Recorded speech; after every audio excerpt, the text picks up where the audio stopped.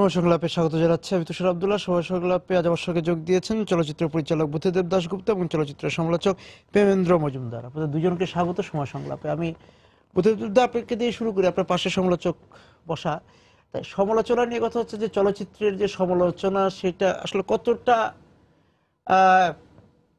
নিরপেক্ষ জায়গা থেকে আজকাল বলা হয় যে গোষ্ঠীবদ্ধ এক ধরনের সমালোচনা হয় চলচ্চিত্রে হয়, সেই জায়গা থেকে আপনি কোনো কথা শুরু করবেন কিনা? যদি কোনো সমালোচক উদ্দেশ্য প্রণোদিতভাবে সেটা করেন তা অবশ্যই অন্যায়, গর্হিত কাজ। তা যদি না হয়, যে কোনো সৃষ্টিশীল কাজে সমালোচক কিন্তু মূল দুটো দায়িত্ব পালন করেন। কাজটির সঙ্গে মানুষের যোগাযোগ করিয়ে দেন এবং কাজটি সম্পর্কে তার স্রষ্টাকে অবহিত করে দেন বিচ্যুতির জায়গাগুলো, ত্রুটির জায়গাগুলো এবং কৃতিত্বের জায়গাগুলো। এই দুটো খুব বড় কাজ। ছবি যিনি দেখেননি, দেখতে যাওয়ার আগ্রহটা তৈরি করে দেওয়া, এবং ওই যে আপনি যেটা বললেন যে স্রষ্টা যিনি কাজটি করছেন তার আগামী দিনে তাকে সতর্ক করে দেওয়া যে এই জায়গাগুলোতে ঘাটতি রয়ে গেছে, এই জায়গাগুলোতে সতর্ক থাকতে হবে। আমার মনে হয় সবচেয়ে বড় সমালোচক হচ্ছেন যিনি সৃষ্টি করেন তিনি নিজেই। এই প্রসঙ্গে একজন বিখ্যাত চলচ্চিত্র সমালোচকের কথা মনে পড়ছে, যার সঙ্গে আমার বহু আগে সামান্য আলাপ হয়েছিল, যাকে সমস্ত পৃথিবী শ্রদ্ধা করতেন, ফ্রান্সের জর্জ সাদুল। বহু বছর আগে কান চলচ্চিত্র উৎসবের একটি তেমনভাবে উল্লেখযোগ্য নয় বিভাগে সত্যিদার প্রথম ছবি পথের পাঁচালী দেখানো হচ্ছিল।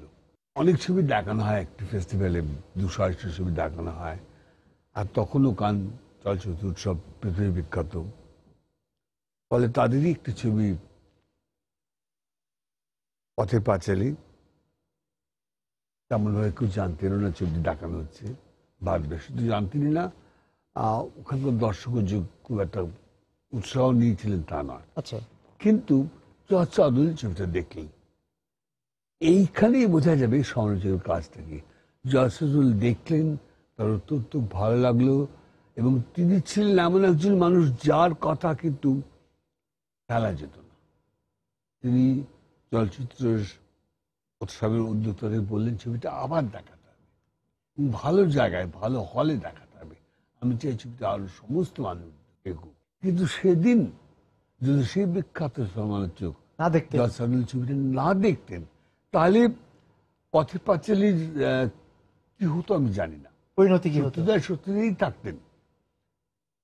কিন্তু পথের পাঁচালী নিয়ে যে আলোড়ন পরে তৈরি হলো সমস্ত ভারতবর্ষ জুড়ে, পৃথিবী জুড়ে, সেটা হতো না। এখানে কিন্তু সমালোচকের বিশাল বড় আমি এবার থেকে যায়। দাদা সমালোচকের কাছে আসি।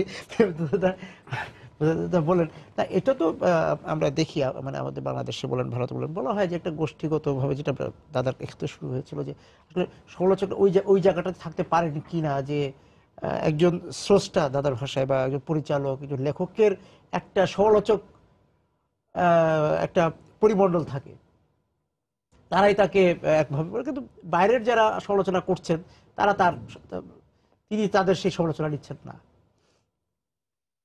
বিষয়টা হচ্ছে সমালোচক শব্দটাই খানিকটা নষ্টের মূলে আছে।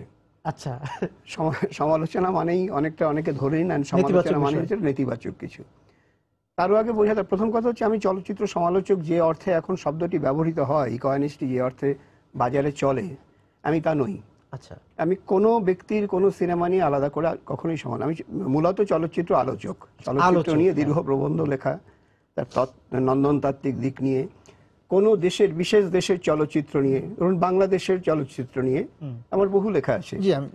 সম্প্রতি থেকে আপনার প্যারিস থেকে একটা বই বেরিয়েছে বিশাল, এত মোটা, ডিকশনারি অফ এশিয়ান সিনেমা। তাতে ভারতীয় উপমহাদেশ থেকে একমাত্র আমি সম্পাদক ছিলাম। তাতে বাংলাদেশের এন্ট্রিটাই আমার, বাংলাদেশ, নেপাল, পাকিস্তান, এই যে চ্যাপ্টারগুলো, এগুলো আমার লেখা। এই ধরনের কাজগুলো আমি করি। যবে থেকে এই প্রচুর পরিমাণে সংবাদপত্র, প্রচুর পরিমাণে টেলিভিশন চ্যানেল বাজারে চলে এসছে, তবে থেকে কন্টেন্ট ভরানোর জন্য, প্রতিদিনের পাতা ভরানোর জন্য আজকে যে ফুটবলের আলোচনা লিখছে, জি। কালকে সে সিনেমা নিয়ে লিখছে। আজকে যে মাছের বাজারের দাম কত লিখছে, কালকে সে কালকে সিনেমা সে নিয়ে একটা লিখছে। সিনেমা না, গ্রেট মাস্টারের ছবি নিয়ে ডিসকাশন আচ্ছা করছে। আচ্ছা, হ্যাঁ। ফলে তার কাছ থেকে তো আপনি আশা করতে পারেন না, নাম্বার ওয়ান। নাম্বার টু হচ্ছে যে এখন এইগুলো কমিশন করানো যায় বহু পত্র পত্রিকাতে, যেহেতু আমাদের কমিশন, কিন্তু ভাববেন না যে ঘুষ দিয়ে করার কথা বলছি। কমিশনটা কিভাবে হয়? কমিশন নেটওয়ার্কিং থেকে হয়। ধরুন আমি একটা ছবি বানালাম, আপনি আমার বিশেষ বন্ধু, জি। দীর্ঘদিনের বন্ধু, আপনি আমার স্ট্রাগলটা জানেন, ছবিটা খাজা তৈরি হলো, লোকের দেখার মতো না, কিন্তু যেহেতু আপনি আমার অ্যাডমায়ারার, আপনি যখন আপনার একটা জায়গা আছে, আপনার সামনে একটা টেলিভিশন চ্যানেল আছে, আপনার খবরের কাগজে লেখার জায়গা আছে, আপনি যদি না প্রেমেন্দ্রদা যে ছবি বানিয়েছেন অসাধারণ, সকলের দেখা উচিত, এটাও এক ধরনের কমিশনিং। অর্থাৎ সেক্ষেত্রে আপনার সমালোচকের যে ব্যক্তি স্বাধীনতা ব্যবহার করা উচিত, সেটা ইম্পোজ করে আপনার অন্যান্য অনেক কিছু, সেটা অনেক আপনার স্বার্থ। মালিকেরও হতে পারে, হ্যাঁ, হতেই অনেক পারে। স্বার্থ। খবরের কাগজের মালিক বলে দিল যে না, একে এইভাবে প্রজেক্ট করতে হবে। এবং আমি একটা বিরতিতে যাব, বিরতি থেকে এসে একটু আবার বুদ্ধদেবদের কাছে যেতে চাই, যেটা প্রেমদেবদা তুললেন যে মিডিয়া বুম বা গণমাধ্যমের যে বিস্তার বিস্ফোরণ, যেভাবেই নেই শব্দটাকে আপনি নেন না কেন, সেই জায়গা থেকে সেটা চলচ্চিত্রকে কতটা নষ্ট করে। আমরা প্রতিদিন অসংখ্য চলচ্চিত্র দেখছি, এত চ্যানেল, বাংলাদেশেও অনেক, ভারতেও তো অগণিত।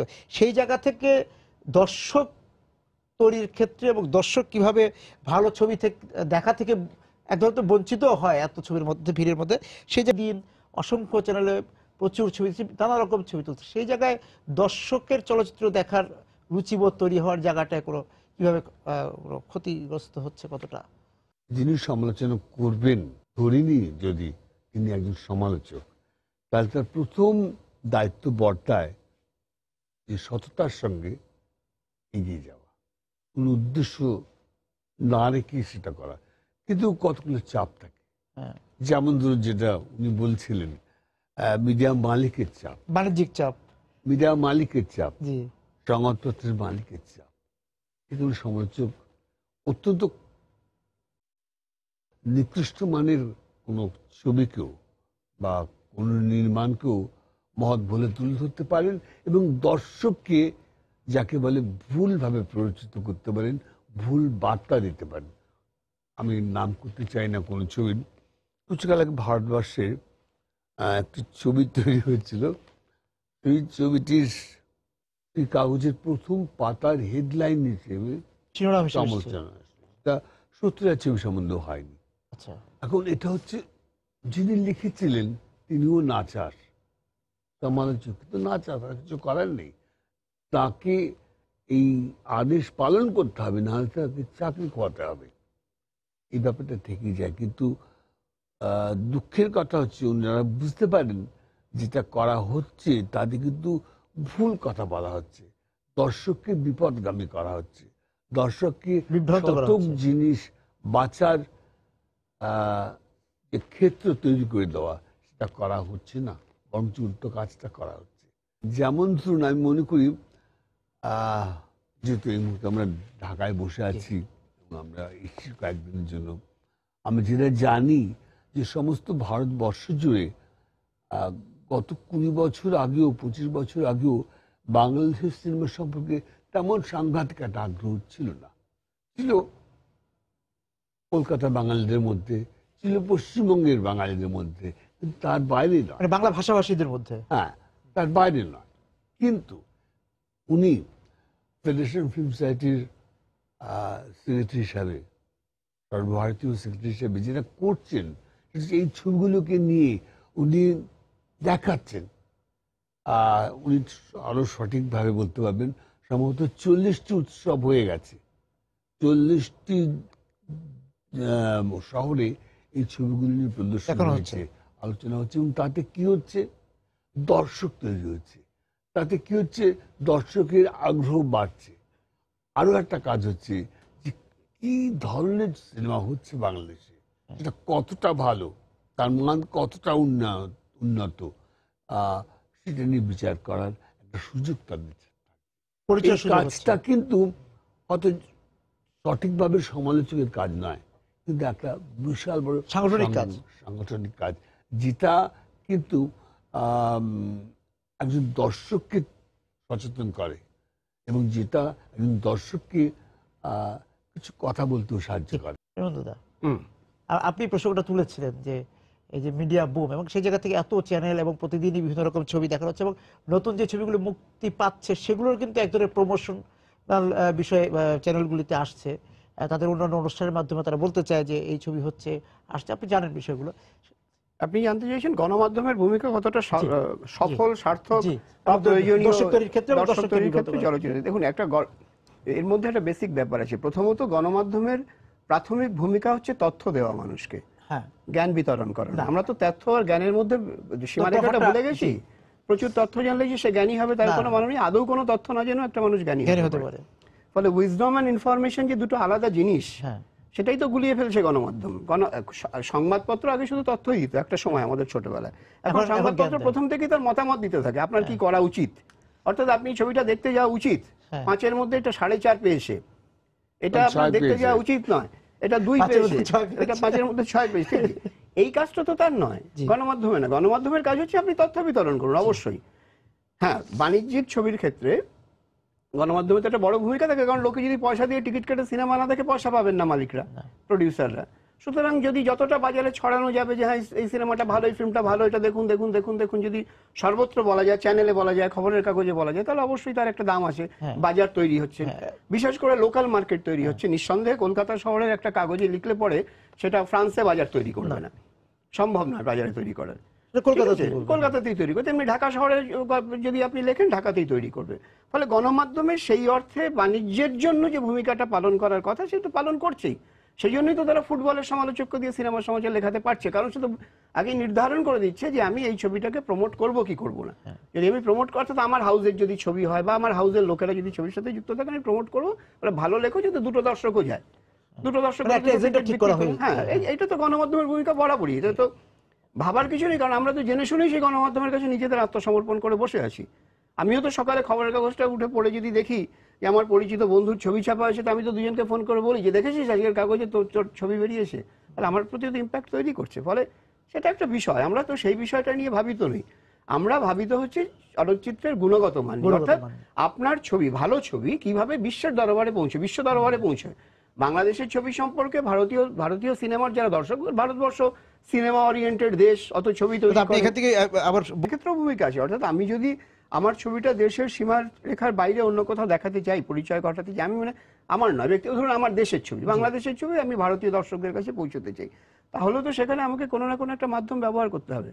হতেই পারে সেটা ফিল্ম সোসাইটি সার্কিটের মাধ্যমে, এবং সেখানেও আমাকে গণমাধ্যমের সাহায্য নিতে হবে। জানাবো কি করে লোককে এখানে বা এই এদের দেশের ছবি চলছে, সেখানে যেতে হবে। অর্থাৎ গণমাধ্যমের ইতিবাচক এবং নেতিবাচক দুটো ভূমিকা আছে, জেনেও আমরা যেমন নেতিবাচক ভূমিকাটা সম্পর্কে সচেতন বলেই আমরা জানতে পারছি আছে, কিন্তু অস্বীকার করতে পারবে না, কারণ এটা তো উইদিন আওয়ার এজেন্ডা। আপনি সকালবেলা ঘুম থেকে খবরের কাগজ দিয়ে জীবন শুরু করছেন, শেষ করছেন টিভি নিউজ বন্ধ করে। সেটা যাদের সময় নেই তারা তো, আমি নিজে যেমন খবরের কাগজ বিশেষ পড়ি না, টিভি তো দেখতেই সময়ই পাই না, সারাদিনই বাইরে থাকি, কিন্তু তাতে তো কিছু এসে যাচ্ছে না, কারণ আমি সারাদিন যে সোসাইটির কাছ থেকে ফিডব্যাক পাচ্ছি, তারা তো ফিডব্যাকটা নিচ্ছে গণমাধ্যমের কাছ থেকে। অর্থাৎ আমি তো সেকেন্ডারিলি গণমাধ্যমের উপরে নির্ভরশীল হচ্ছি তথ্যের জন্য। অন্তত আমি ভারতের কথা জানি না, কলকাতার কথা জানি না, মানে আমি বাংলাদেশের কথা দিয়ে যদি বলি যে বাংলাদেশের যারা ছবি তৈরি করছেন বা হল মালিক যারা আছেন তারা বলছেন যে সারাদিন আমাদের কোনো চ্যানেল যে ছবি দেখাচ্ছে, সারাদিনই ছবি দেখায়, হ্যাঁ সব চ্যানেলই কম বেশি, সেটা হলে দর্শকের সংখ্যা কমিয়ে দিচ্ছে। ভারতেও তো ছবি দেখাচ্ছে, ভারতে সিরিয়াল হচ্ছে, প্রতিদিনই বাংলা সিরিয়ালগুলো হচ্ছে, সেই জায়গা থেকে আসলে কোনো প্রভাব পড়ে কিনা আমি জাস্ট জানার জন্য। আপনি বলেন, তার দাদার কাছে জানতে চাবো, আপনি একটু যদি বলেন ভারতে প্রভাব পড়ে কিনা সিনেমা দেখানো। ভারতবর্ষের কারণ আমি ভারতীয় উপমহাদেশের অন্যান্য শহরে গিয়েও দেখেছি, ঢাকাতে দীর্ঘদিন পরে এসেছি বলে এক্ষুনি বলতে পারবো না। আমি যখন পাকিস্তানে গিয়েছিলাম করাচিতে, আমি দেখেছিলাম পাকিস্তানের সমস্ত চ্যানেলগুলো বেশিরভাগ কন্টেন্ট হচ্ছে বলিউড সিনেমা, বেশিরভাগ কন্টেন্ট নানা রকম। বলিউডে শুধু সিনেমাই দেখাচ্ছে তা না, বলিউডের সিনেমার বিভিন্ন সিরিয়াল না, বিভিন্ন বিষয় নিয়ে ডিসকাশন করছে। মানে বলিউড সিনেমাটা হচ্ছে তাদের মূল থিম্যাটিক ইস্যু সবকটা চ্যানেলের। আপনি নেপালে যান, একই দেখতে পাবেন, বলিউড সিনেমার ভীষণ ইম্প্যাক্ট সেখানে।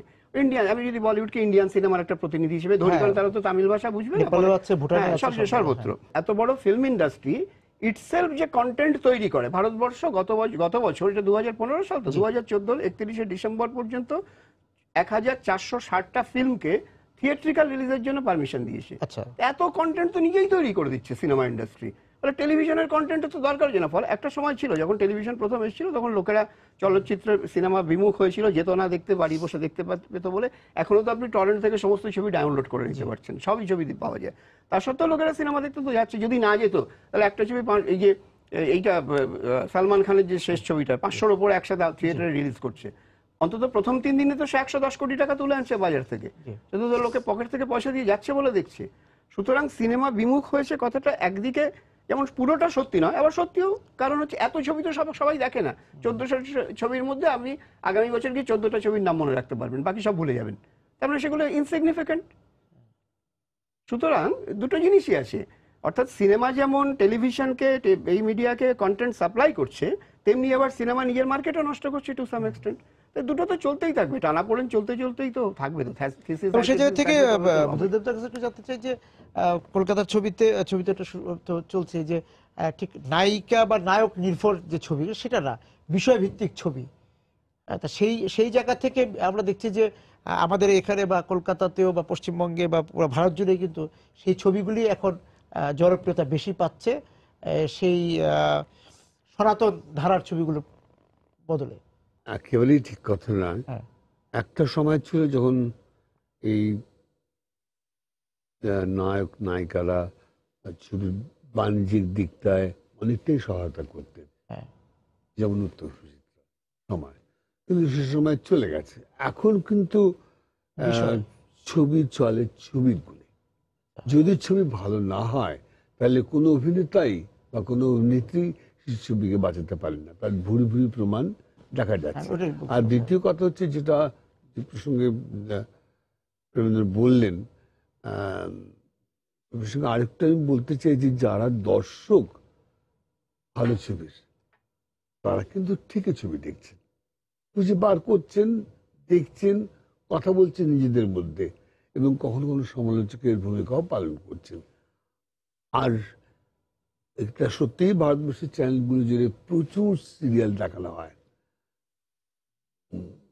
তা সত্ত্বেও কিন্তু একটা ভালো ছবি এলে হলে ভিড় হচ্ছে, দর্শক দেখছেন, আলোচনা করছেন, এবং ছবিটাকে জিয়ে রাখছেন, বাঁচিয়ে রাখছেন আরো অনেক সময়ের জন্য। ফলে আমি এটা বিশ্বাস করি, এই বিশ্বাসটা আমার মধ্যে ভীষণভাবে আছে যে সিনেমার দর্শকের বা ভালো ছবির দর্শকের কখনোই হয় না, কোনো চ্যানেলই তা করতে পারে না। পৃথিবীব্যাপী যে সিনেমা তৈরি হচ্ছে, সেই জায়গা থেকে আমরা যদি ভারতের জনপ্রিয় ধারার যে ছবিগুলোর কথা, মানে এই প্রসঙ্গে সবচেয়ে ভালো বলতে পারবেন প্রেমেন্দ্র, ওরই বলা উচিত। আচ্ছা প্রেমেন্দ্র বলেন। প্রত্যেক দেশের টপ অফ দ্য উইক বলে লিস্ট বেরোয়, প্রত্যেক দেশ ধরে ধরে প্রথম 10টা ছবি গত সপ্তাহে কি ব্যবসা করেছে তার একটা লিস্ট পাওয়া যায়, একদম অথেন্টিক লিস্ট তৈরি হয়। এইটা যদি আপনি ধরুন গত 20 বছর আগে পর্যন্ত দেখে থাকেন বা 10 বছর আগে অব্দি দেখে থাকেন, দেখবেন প্রতিটি দেশে, ইনক্লুডিং ইউরোপেরও বেশিরভাগ দেশ, আপনি অন্যান্য দেশে ছেড়েই দিন, প্রথম 10টা ছবির অন্তত 8টা কি 9টা হবে হলিউডের ছবি। মেরে কেটে একটা ইউরোপিয়ান থাকতে পারে বা সে দেশের ছবি থাকতে পারে, মেরে কেটে টপ অফ দ্য উইক, ঠিক আছে। এবার আপনি গত 10 বছরে যান, 10 বছরে দেখবেন পৃথিবীর বেশিরভাগ দেশে যেখানে ফিল্ম মার্কেট আছে, লোকেরা পয়সা দিয়ে সিনেমা দেখতে যায়, টপ অফ দ্য উইকের প্রথম, আমি কিন্তু একটা জনপ্রিয় ছবি নিয়ে আলোচনা করছি, 10টা ছবির অন্তত 3টে ছবি ভারতীয় ছবি, বলিউডের ছবি। ভারতীয় ছবি জনপ্রিয় ছবিতে বিশ্বের যে বাজার সেটা দখল করার জন্য যথেষ্ট এগিয়ে গেছে, প্রচুর পরিমাণে, তাকে অস্বীকার করা যাচ্ছে না বলেই আপনি ভাবুন, জার্মানির একটা জায়গায় এসে যেখানে শুধু টুরিস্টদের নিয়ে যাওয়া হয়, ওই দিলওয়ালে দুলহনিয়া লে জায়েঙ্গের একটা পার্টিকুলার শট যেখানে নেওয়া হয়েছিল, পপুলারিটি এই জায়গায় পৌঁছেছে। ওই জন্যই বারাক ওবামা এসে ওই ছবিরই ডায়লগ বলে, তৈরি করে দিয়েছে। আবার আলোচনা ফিরবো, দর্শক সভা সংলাপে বিরতিতে যাচ্ছি, ফিরে এসে কথা বলে সঙ্গে আছেন প্রেমেন্দ্র মজুমদার। যে বক্তব্যধর্মী ছবি নিয়ে এক ধরনের কথা বলে, আমাদের এখানে কথা বলা সব জায়গায় বলে যে এখন ছবিটা তৈরি করতে, যে ছবিটা নির্মাণ করতে স্রষ্টা কি আসলে, ওই যে আপনি বললেন যে কি বিষয়টা বলতে চাচ্ছেন উনি, বা গল্প নিয়ে যদি আপত্তি থাকে, বা গল্পটাও যদি বলি, স্টোরি টেলিং এর কথা যদি বলেন, সেইটা দিতে হঠাৎ করে তার মনে হতে পারে যে আমি তো বক্তব্য বলা হয়নি, এই বক্তব্য বলতে যান, সেই ক্ষেত্রে কি ছবিটা জটিল করে ফেলেন কিনা দর্শকের কাছে? যিনি ছবি পরিচালক ঠিক করবেন তার বক্তব্য কি, আদৌ বক্তব্য আছে কিনা। যদি কিছু বলার না থাকে তাহলে উনি সিনেমা করবেন, হচ্ছে যে বলিউডের ছবির কথা প্রেমেন্দ্র বলছেন, সে অধিকাংশ বলিউডের ছবিরই কোনো বক্তব্য নেই, কিন্তু আচ্ছা সেই ছবিগুলো হাজারবার তৈরি হয়ে গেছে এবং আরো হাজারবার তৈরি হয়ে যাবে। তারই মাঝখানে কিছু কিছু ছবি তৈরি হচ্ছে যেখানে বিষয় উপস্থাপনা মধ্যে দিয়ে পরিচালক কিছু বলতে চাইছেন, ফলে বক্তব্য তো থেকে যায়, কিন্তু সেই বক্তব্যটা নিশ্চয়ই আপনি এমন ভাবে বলবেন না যা সারাক্ষণ দর্শক ভাবে কিছু একটা সোচ্চার বলতে হয়ে যাচ্ছে, উঠবে কিছু এবং একটা বলতে যাচ্ছে। যেটা আর বাকি সবকিছুকে ঢাকা দিয়ে দেবে, শুধু বক্তব্যই থেকে যাবে তা তো হয় না। বক্তব্য তো থাকবেই। যেমন আমি যখন সিনেমা করি, এইক্ষণ যে সিনেমা করে আমি এলাম, শুটিং শেষ করে এলাম, বা তার একা ছবিতে কিছু তো আমার বলার আছে। আমার যদি কিছু বলার নাই থাকবে আমি সিনেমাটা করবো কেন, তাই না? বলার কিন্তু তো ভঙ্গিটা থাকতেই হবে। ব্যাপার যে আপনি কিভাবে সে বলছেন। তো আছেই, আমার ভঙ্গি আমারই ভঙ্গি, জি। আমার বিষয় আমারই বিষয়, কিন্তু এসবের ছাড়, এসবের বাইরেও যেটা আছে, কোথাও কিছু আমি কমিউনিকেট করতে চাই, বলতে চাই আমার দর্শক, এবং সেই চাওয়াটা কিন্তু অন্যায় নয়, এই চাওয়াটা বরঞ্চ প্রয়োজন। কিভাবে বলবেন, কেমন করে সে বক্তব্য আপনি বলবেন, তার দায় আপনার। মানে দর্শককে যদি বারবারই সচেতন হতে হয় যে কিছু আমি কিছু বলছি, না, এখানে আমি একটা কথা বলতে পারবো ছোট্ট জি, বক্তব্য অবশ্যই, নিয়ে, অবশ্যই। সেটা হচ্ছে যে বক্তব্য না থাকলে সে ছবি বানাবে কেন, দরকারটা কি? বক্তব্যটা কিরকম? আপনি কিছু বলতে চান বলে তো ছবি বানাতে গেছেন। কিন্তু কিভাবে বলবেন কথাটা? আপনি হয় বলতে চান যে আমার এমন বক্তব্য আছে যেটা আপনার থট প্রভোকিং, অর্থাৎ আপনি সিনেমা দেখে চলে যাওয়ার পরে ভুলবেন না, একদিন ভুলবেন না, এক বছর ভুলবেন না, সারা জীবন ভুলবেন না, কালোত্তীর্ণ ছবি বানাতে, কোনোদিনও এটাও ভুলবেন একটা না, বক্তব্য। আর আমি চেন্নাই এক্সপ্রেসের মতো ছবি বানাতে পারি, আমার বক্তব্য কি পিওর এন্টারটেনমেন্ট, হ্যাঁ। আপনি হলে ঢুকুন, পয়সা দিয়ে আমার নাচ গান দেখুন, বেরিয়ে যান, ভুলে যান, ফরগেট ইট। এটাও একটা বক্তব্য যে টাকা চাই তোমার কাছে আমি, তো দুটোই তো বক্তব্য। আপনার বক্তব্য শুড বি স্পেসিফিক। তো ঠিক করে বলুন আপনি কি বানাতে চান, চেন্নাই এক্সপ্রেস বানাতে চান না উত্তরা বানাতে চান? দুটোই বক্তব্য। উত্তরা বানাতে চাইলে আপনাকে চিরকাল মনে রাখতে হবে, বারবার দেখাতে হবে রাজশাহীতে আবার আমরা উত্তরা দেখাচ্ছি। আচ্ছা। আর আপনি যদি চেন্নাই এক্সপ্রেস বানান, কোনো দরকার নেই, মাঝখানে দেখতে দেখতে আপনি উঠে বন্ধুদের সাথে আড্ডা মেরে যেতে পারেন, আবার এসে খানিকটা দেখতে পারেন, হল থেকে কিন্তু বেরিয়ে গেলাম, বাস। পয়সা দিয়ে আপনাকে দেখতে হবে, প্রচুর টাকার ব্যবসা করে। দুটোই বক্তব্য, দুটোর মাঝামাঝি যখন করবেন তখনই গোল পাকাবে। আচ্ছা, এটাও করতে পারলেন না, ওটাও করতে পারলেন না, মাঝখানে থেকে গেলে নাচ তো খাচ্ছে। মাঝখানের ছবি কিরকম হচ্ছে এখন? বলছি তাহলে মুশকিল হবে। হ্যাঁ। মাঝখানের ছবি তো সে দেখুন, middle of the road film বলতে যেটা বুঝি, মাঝখানের ছবি বলতে বুঝি তাদেরও বক্তব্য আছে, তার স্পেসিফিক বক্তব্য আছে। হ্যাঁ। তারা ভীষণই কমার্শিয়ালি সাকসেসফুল হচ্ছে, অত্যন্ত স্কিল্ড ছবি তৈরি করছে, দক্ষ হচ্ছে, আবার তাদের বক্তব্যও থাকছে তার ভেতরে। হতে পারে কোনোটা হরর জনের হচ্ছে, কোনোটা একটা মারপিট নিয়ে হচ্ছে, কোনোটা কিছু হচ্ছে, নানা রকম বিষয় নিয়ে হচ্ছে। তো অবশ্যই তো তার মধ্যে বক্তব্য আছে, তার মতো করে তার বক্তব্য আছে, তার ল্যাঙ্গুয়েজে। সেটা যদি আমাকে কমিউনিকেট করতে পারে, আমি হলে যাব, মনে রাখবো, না পারলে রাখবো না, ভুলে যাবো, দ্যাটস ইট। বক্তব্য না হলে ছবি বানাতে যাবেটা কেন, সে অন্য কিছু করতে পারে। এবারে যে আমি আপনার কাছে এবার আসছি যে আপনি তো আমাদের অনেক ছবির মানে সঙ্গে জড়িত ছিলেন, যে আপনি টাইটেল করেছেন, ইংরেজি টাইটেলগুলো করেছেন, ছবিগুলো দেখেছেন। আমাদের ছবির অবস্থাটা কি, আপনি কি? আমি আপনাদের ছবির সাথে তো ভীষণভাবেই জড়িত ছিলাম না, ওটা অতীতকাল, পাস্ট টেন্স নয়, একেবারে মানে আছেন এখনো? প্রেজেন্ট কন্টিনিউয়াস টেন্স একদম। সম্প্রতি আমি একটি ছবি দেখেছি, সম্প্রতি রুবায়েতের তৈরি করা, জি। Under construction. অসাধারণ ভালো লেগেছে ছবিটা দেখে আমার, অতি সুন্দরভাবে। ওর প্রথম ছবিটাও ভালো ছিল, তো তার থেকে অনেক ছাপিয়ে গেছে এই ছবি। যেমন আমি খুব পছন্দ করি ফারুকির ছবি, ব্যাচেলার থেকে ওর ছবি আমি প্রমোট করছি। ব্যাচেলার বম্বে ফেস্টিভ্যালে দেখানো হয়েছিল, এবং তারপর তো যখনই ছবি করে, মাঝখানের একটা ছবি বাদ দিলে, মেড ইন বাংলাদেশ এটা বাদ দিলে, বাকি সব ছবি একটার পর একটা ভালো ছবি করে যায়। বিপ্লবের ছবি আমার খুবই পছন্দ হয়। আবু সৈয়দকে আমি ভীষণই পছন্দ করি, ওর কীর্তন খোলা থেকে আমি সব ছবি স্টাডি করতে করতে আসছি, অপেক্ষা। হ্যাঁ, ওই একদম শেষতম ছবি পর্যন্ত। এরা খুবই ভালো ছবি তৈরি করে সবাই। বাংলাদেশের এই সমস্ত ছবিগুলো, যে এগুলো যদি শুধু ফেস্টিভ্যালে সার্কিটগুলো যাচ্ছে শুধু তাই না, ফারুকের ছবি তো পুষানের ক্লোজিং ফিল্ম ছিল, যথেষ্ট বড় একটা অনার সেটা। পুষানের মতো এত নামি ফেস্টিভ্যাল একটা ক্লোজিং ফিল্ম হয়েছে, সে ব্যাপার নয়।